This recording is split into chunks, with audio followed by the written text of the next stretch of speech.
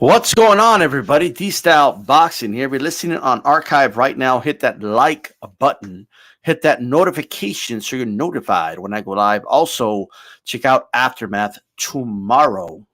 All right. We're going to have a great show. I'm going to touch on some of this, but I want to make sure I kind of get my feelings off about this. So, a couple of things. First of all, I'm not going to entertain like look, I'm not going to entertain individuals that are getting butthurt over my opinion, right? You can't say, oh, I don't care about his opinion, but at the same time, address my opinions, all right? It is what it is. You're entitled to disagree. That's cool. No problem, all right? I want to get this out of the way really quick. I'll talk more about it tomorrow, but I scored the fight 9 rounds to 3 for Stevenson. I rewatched it today. I scored it 9-3. I scored it very wide for Stevenson. I don't know what else anybody could possibly want. You know what I mean? I have no idea. I don't know what else you want. I don't know like how else to put it. I scored it wide for him. Like I don't know what you want. I think I also said he looked phenomenal. I said he had a great balance of he stayed on the pocket. He did it. I don't know what else I need to say. It's unbelievable. All I said and all the only people I addressed were the individuals that were confidently saying he was going to stop Valdez. And I said he was not going to stop Valdez. My prediction was correct. I said he would win a decision, not stop him. That's it. It's not that difficult. It's not that hard. Like, you know what I mean? So stop getting your panties in a bunch. No, with that said, let's talk about this fight. Serrano Taylor. Great fight, by the way. First of all, must be said, great fight. Shout out to Apple Type, round one. Puerto Rican rum in the building. Great fight. I take nothing away from either woman. I think they both fought great. Great fight. So I just want to put that out there, right? I don't think it's crazy to have the scorecard that Puerto Rican Rum just put on here, not 6-4 for Serrano. That's a good scorecard. I could definitely see that, right? One of the judges scored it that way for Serrano. I have no beef at all. No problem. I'm cool with that. All right. I have no beef with anybody who scored it a draw. In fact, that's what I scored it last night. I scored it a draw. All right. I don't want to go back and rescore it. And look, like judges don't get to go back and rescore it. So, like, you know what I mean? Although I understand we could change our analysis, but I'm not going to do that. I watched it again this morning and I just enjoyed it. It was a great fight. Okay. That I feel could have gone either way. I think 6-4 for Taylor is acceptable. I think it's more than fair. I could see it 6-4 either way. I could see it a draw. That's how I personally feel. That's me. D-Style feels the fight could have gone either way. Nah, but D-Style, it's my opinion. Like, it is what it is, okay? Nah, but no, like I'm just telling you. Like, you don't get to tell me how I feel about it. You can tell me how you feel about it, right? You can say, you know what? I feel this way. That's cool. I'm telling you how I feel. And if you look at the public, the people are divided on it. There's no consensus on this at all, right? A lot of boxing channels are divided on it. So you could see, you got to, like, sometimes you got to look at the whole, not just you. You got to look at it as a whole. It's something that could have gone either way, right? So that's that. If I was that third judge, it would have been a split draw. Like, it is what it is, all right? But what I really want to talk about, we'll elaborate more tomorrow, but what I really wanted to touch on is this whole, like, 10-8 thing, all right? And my position's really clear, actually, when it comes to this 10-8 thing. I don't, you know, I don't in any way, shape, or form. Actually, before I continue, um, one more thing about the Stevenson Valdez thing. I mean, the vast majority of people pick Stevenson, understandably so, including myself. I said Stevenson would win white on the card. That's what I said. But you don't see me coming on here acting like I'm a guru because I predicted that. All right. I mean, I did say he won't stop him. I want to emphasize that, but I'm not a guru. Nobody's a guru because they picked Stevenson to win. Okay. Like I see people like, I told you that was gonna dude, like everybody and their mama predicted Stevenson to either win white on the scorecards or by stoppage. The ones that picked him by stoppage are in some type of denial, and they're going around saying he could have stopped him if he wanted to. If he wanted to, he could have done it. He didn't want to. Like stop. Okay. But either way, like you don't get credit for something you didn't do in my book. All right. That's me. Now, with that said, but back to Taylor Serrano. Round 5, we all know, right? I would hope everyone scored that round for Serrano, right? I think it's impossible to give that round to Taylor. You couldn't bribe somebody with $1 million to score that round for Taylor, okay? Clear cut Serrano round, okay? I think that was clear cut, round 5. And that's the round I'm talking about here.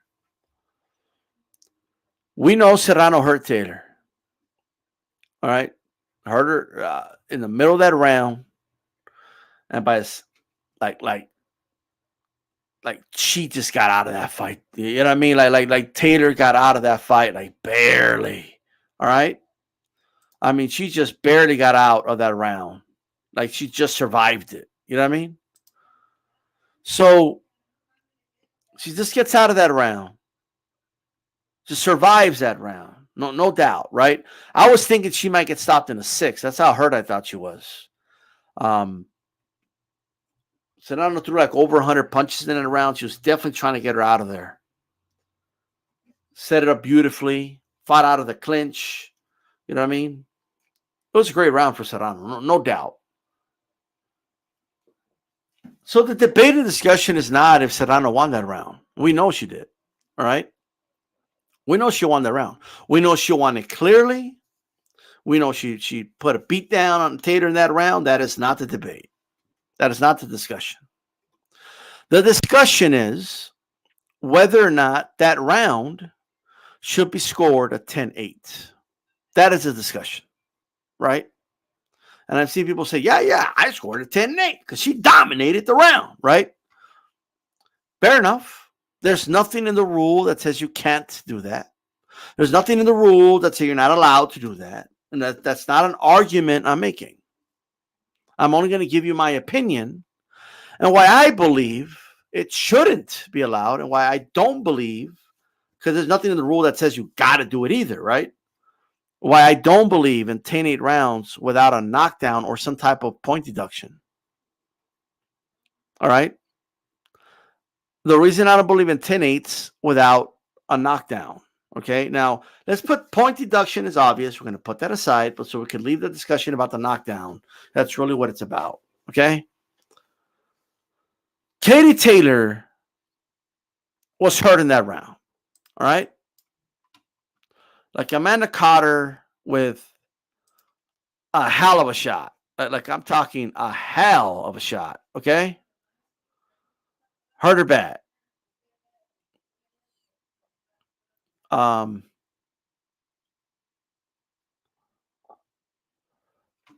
Katie Taylor, knee, elbow, gloves, back, never touched the canvas. All right. So we could all agree with that, right? Just if it did touch the canvas, it would have been an obvious 10-8 round. Okay. Marion Brown says, hey, I did a 10-8. He has every right to score it that way. I don't agree with that. I don't do 10-8s. Look, let me put it this way. Like the way I see it, let me explain how I see it. Let's first talk about incentives. What incentive does a fighter have to not go down? What incentive does a fighter have to not take a knee? What incentive does a fighter have for saying, you know what, I'm not going to take a knee here because I don't want to lose that extra point if you're going to take away that point anyway? What incentive do they have? Like the idea that you would score at 10-8, whether or not she takes that knee, a form of submission in the middle of a fight. The fact that you would score it the same, in my opinion, is crazy. Right? That's just my opinion. You don't have to agree with it. Nowhere, like if it's, but tell me where it says that. I never said it says that anywhere. I'm giving you my opinion. You know what I mean? That's just my opinion. And I agree with Apple Type. It should be 3 minutes. It'll be less of a factor, right? But here's the thing. Like, Sergio Martinez was dropped in the 12th round by Chavez all those years ago, whatever year that was, right? He got back up and he finished that round. That was a 10-8 round for Chavez. Let's say Sergio Martinez got hit with that same punch, but he didn't go down. He stayed on his feet somehow. And then just the way the round played exactly for the rest of that round played out. Would you really still score at 10-8? Like, would you really do that? I wouldn't. This is the way I see it, okay? If a football player runs from one side of the end zone all the way to the other side, and they tackle him right at the 1 yard line, an inch away from the touchdown, they're just an inch away. That's it. Do you call that a touchdown? Oh, but come on. He ran 99 and 3/4 freaking yards. How could you not give him none away? He didn't score a touchdown, though. Oh, but come on. He broke like 4 tackles and he ran through this dude and that dude. In all reality, he kind of tripped at the end or else he would have scored the touchdown. Did he cross the goal line? No. It was only an inch away, though. He might as well have scored, a touchdown. But did he score a touchdown? No, but he might as well. It was such a dominant run. Did you see the stiff arm? He dropped 4 dudes. He broke 5 tackles. It's really luck. They're lucky he didn't score. But did he cross the goal line? No. So it's not a touchdown. Oh, but come on. Like this. That's what I'm saying. All right, now I'm just using that. You don't have to agree with the analogies. I don't need to hear, oh, but it's different because of this. Like, I know the differences between the sports. I'm just giving you some analogies so you can know where I'm coming from. That's all I'm saying, okay?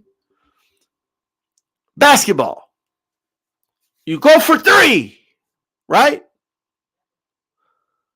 But the ball lands on the rim.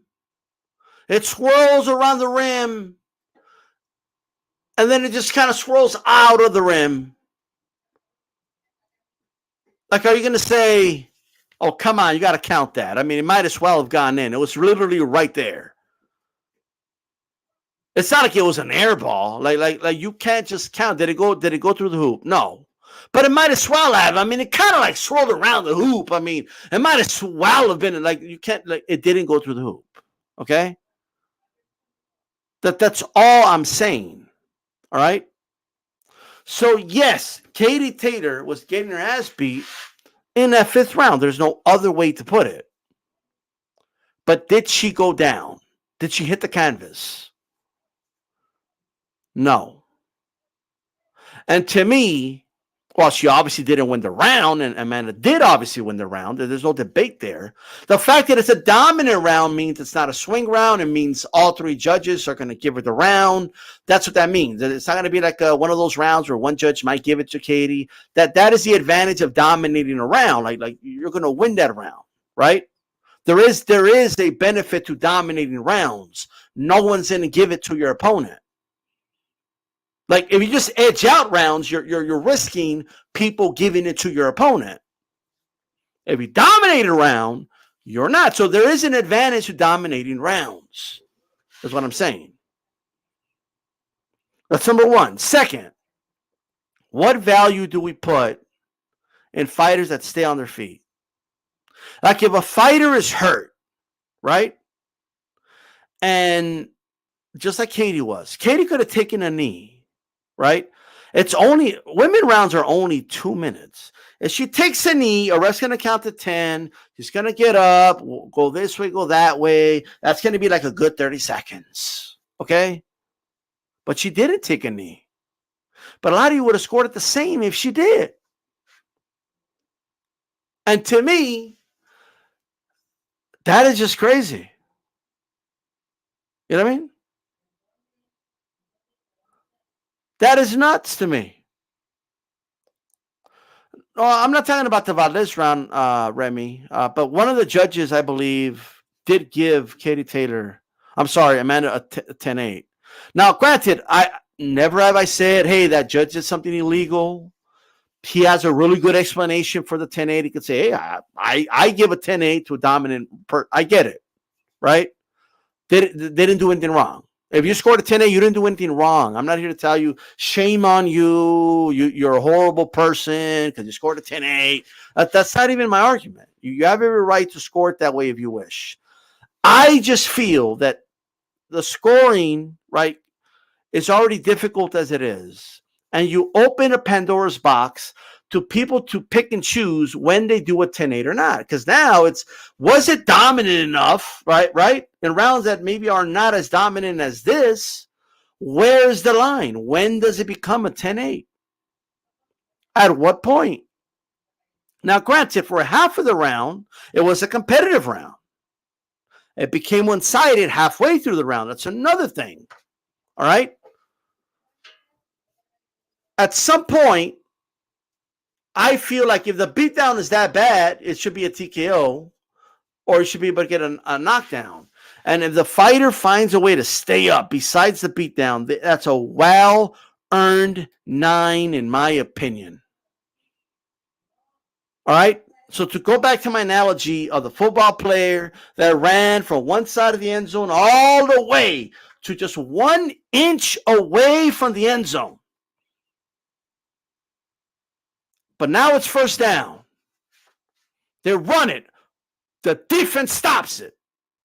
Man, they're only 1 inch away. Let's go again. They're running down the middle. Boom, they stop it. There's just, man, they're just 1 inch away. All right, it's third down. They go for a pass. They don't get it. Incomplete. You're not going to say, oh, man, but, man, they went 99 and like freaking 35, inches. Like this is crazy. They were just 1 inch away. Just give them the touchdown. I mean, they were pretty much there already. No, Amanda Serrano was right there 1 inch away, and Katie Taylor, in my opinion, stopped her from scoring that touchdown, aka that knockdown. She didn't get the knockdown. Yes, it was there. Yes, it was close. It was as close as you could possibly get before getting it, but she didn't get it. She did not knock down Katie Taylor. Did she knock her down? No. Oh, but she almost finished her. If it was 3 minutes, well, these things don't matter because it wasn't 3 minutes, and she didn't finish her.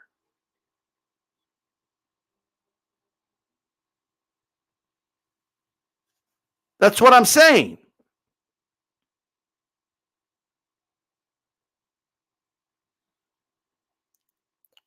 We need to all I want to ask the chat and anybody watching this on archive is this. Is someone who refuses to take a knee, stay on their feet, and keep fighting, and survives that round by doing so, right? Is it the same as someone who's getting beat up and decides to do a temporary resignation and takes a knee to recover? Are both those things equal?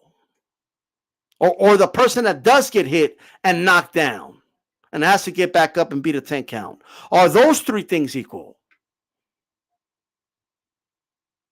Do we not reward somehow the person that managed to get out of there without having to take a knee, without doing that temporary resignation? Do we not reward the person that was not knocked down off their feet or whatnot?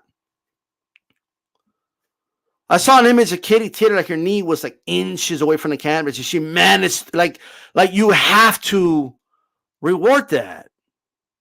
That's my opinion. All right? You don't have to agree with that. But in my opinion, I'm very I'm very hard-lined about that. If you don't get the knockdown, you don't get that extra point taken away. That's just how I personally feel. Just like if it's just, oh man, but he was just an inch away. It doesn't matter. You don't get it, right? That's just how I feel about it. Otherwise, what's the, like if we start doing, if this becomes more normal, right? If 10-8s become more of a norm, it's my opinion. A fighter's hurt, he's going to say to himself, well, they're going to give me a 10-8 anyway, so I'm going to take a fucking knee, right? And in women's boxing, where it's only 2 minutes, that's taking like a quarter of a round, like just when they take a knee.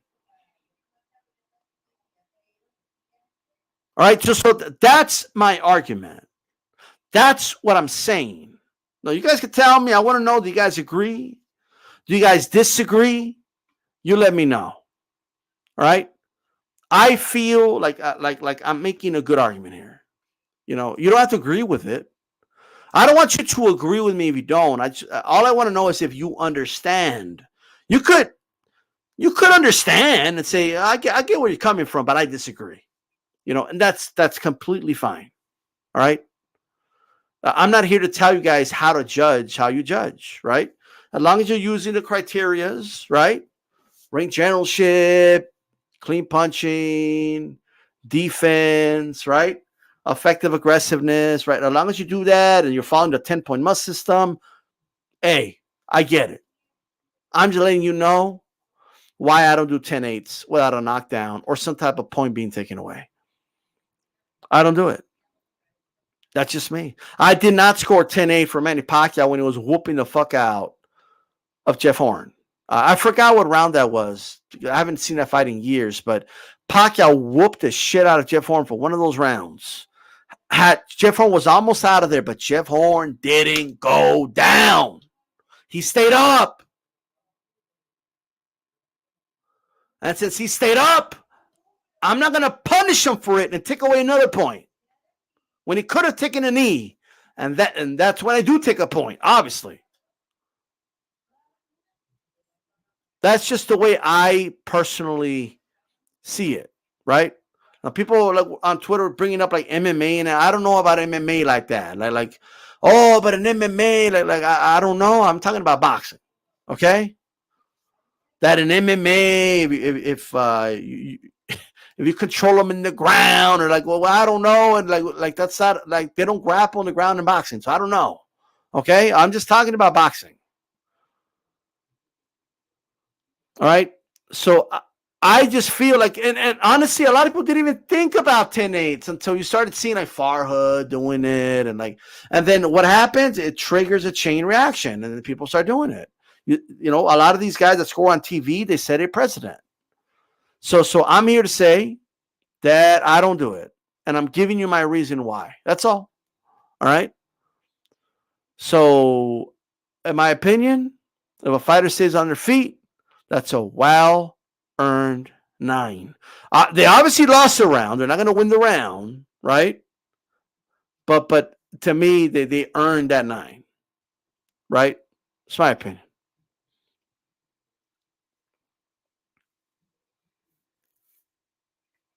Happel says in extreme cases, I hear you, but like it could be one of those things where, it's kind of iffy. Like I'm just saying, you know what I mean? One more thing about punch count. I just want to say this about punch count. Jake Paul did this on Twitter. Don't do the full punch count and don't do that, please. It's so casual to do that. Like I'm just saying. Look, I'm not saying you can't look at the punch count to give you an idea of why the fight went a certain way, but you don't score that way. You don't say, "Oh, she scored more at the end of the fight, therefore she won." Every round is a new fight, guys. Every round. So think of like the NBA, right? When there's a 7-game series. Let's say the Lakers, they didn't make the playoffs this year. I'm going to use them as an analogy.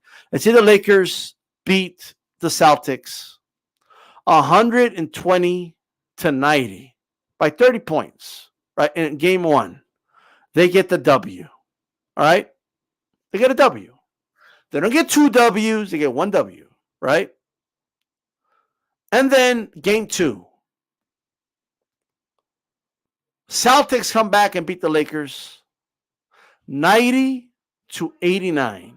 They beat them by 1 point. The series is now tied 1-1. You can't say, "Oh, but you know what? The Lakers are really winning because they're up by 29 points." You can't say that. It doesn't matter anymore.